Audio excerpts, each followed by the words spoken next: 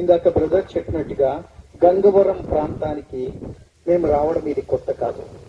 Exact గా చెప్పాలి అంటే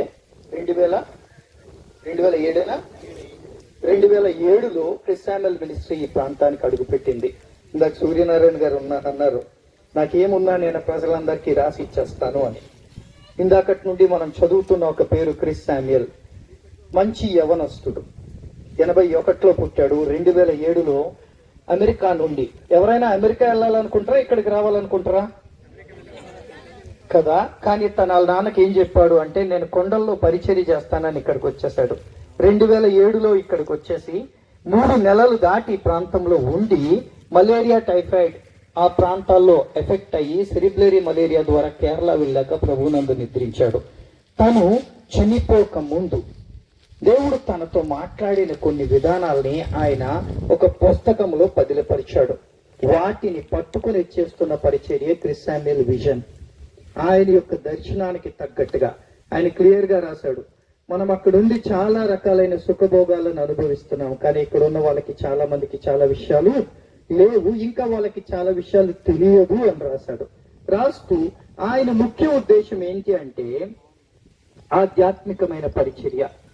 దేవుడు ఇక్కడ చాలా మంది మనుషులు ఉన్నారు, కానీ పరిచర్య చేసే వాళ్ళు చాలా తక్కువ మంది ఉన్నారు.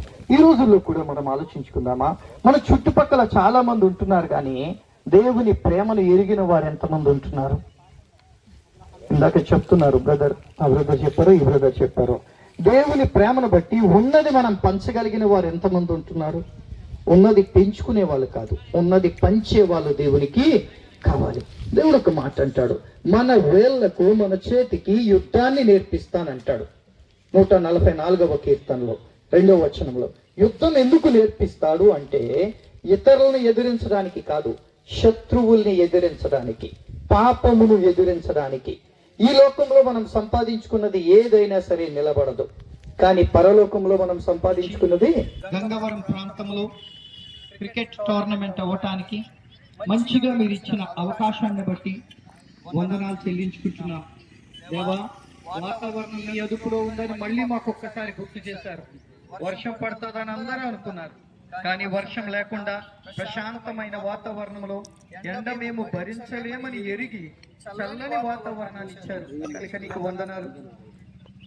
ఆటల్లో కూడా ఎవరికి ఏ విధమైన దెబ్బలు తగలకుండా మీరు కాపాడినందుకు వందనాలు. మొదటి మ్యాచ్ లో మీరు ఉన్నందుకు వందనాలు, 2వ మ్యాచ్ లో కూడా ఉన్నందుకు వందనాలు. ఇరు పక్షాలతోనూ 4 టీంలతోనూ మీరు నడిచినందుకు, మీ సన్నిధి నుంచినందుకు వందనాలు. పరిగెత్తేటప్పుడు కూడా ఎవరు పడిపోకుండా బాల్స్ వల్ల కానీ బ్యాట్ వల్ల కానీ ఎలాంటి దెబ్బలు ఎవరికి తగలకుండా మీరు కాపాడినందుకు వందనాలు. దేవా, మీరిచ్చిన ఆయుష్, మీరిచ్చిన ఆరోగ్యము మీకు కృతజ్ఞతలు చెల్లించుకుంటున్నాం. అన్నిటికంటే భిన్నగా సమాధానకరమైన వాతావరణాన్ని ఇచ్చినందుకు వందనాలు. దీన్ని అడ్మినిస్ట్రేట్ చేయడానికి మంచి కమిటీని, అలాగే ఎంపైర్ బ్రదర్స్ ని అందరినీ మీరు ఇచ్చినందుకు వందనాలు. అలాగే అనౌన్స్ చేయడానికి మహేష్ బ్రదర్, మిగిలిన వాళ్ళందరూ ఉండడానికి మీరు చేసిన సహాయాన్ని బట్టి వందనాలు. దేవా, అందరినీ పలు విధాలుగా వాడుతున్నందుకు నీకు వందనాలు. ఇన్నిటికి మించి మీ సమాధానం గంగవరం ప్రాంతంలో ఉంచినందుకు వందనాలు. ఈరోజు కొంతమంది సువార్త వినడానికి మీరు చేసిన సహాయాన్ని బట్టి వందనాలు. దేవా, మీ కృపలో మిగిలిన మ్యాచెస్ లో కూడా పాల్గొనేటప్పుడు ఎలాంటి సంఘటనలు జరగకుండా, ఎలాంటివి ఏ గొడవలు జరగకుండా, ఎవరి మీద మాట కూడా రాకుండా సమాధానకరంగా జరిగించండి.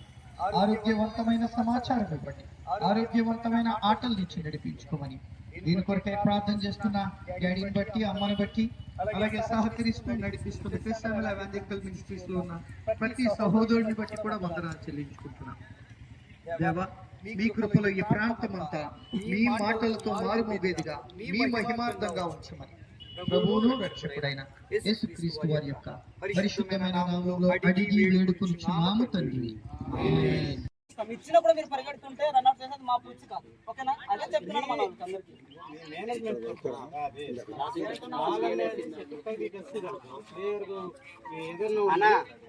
మీరు మూమెంట్ కి ఉండేదానికి ఖచ్చితంగా ఓటిస్తాం. ప్రకటించిన తర్వాత కూడా మీరు పరిగెడితే మేమేం చేయలేదు.